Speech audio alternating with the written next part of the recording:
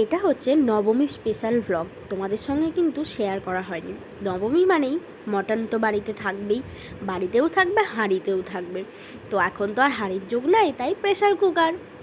তো সঙ্গে ছিল স্যালাড, আর ছিল আমার শাশুড়ি মায়ের হাতে মাখা আলু চোখা, আর এই যে লাল লাল ঝাল ঝাল আলু দিয়ে পেঁপে দিয়ে মটনটা পেঁপে দিলে না দারুণ লাগে খেতে।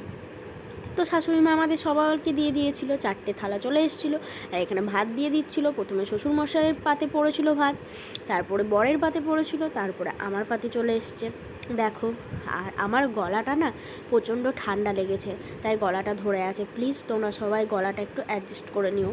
তারপরে দেখো ভাত, তারপর একটু প্রথমে আলু চোখা দিয়ে খেয়েছিলাম, তারপরে মাংসের ঝোলটা ঢেলে নিয়েছিলাম মটনের, একটু লঙ্কা ডলে নিয়েছিলাম, একটু আলু চোখা আর একটা স্যালাড নিয়ে এক গ্লাস মুখে দিতে আহা, সে যেন অমৃত স্বাদ। তোমাদের কার কার মটন ফেভারেট একটু কমেন্টে জানিও কিন্তু। টাটা।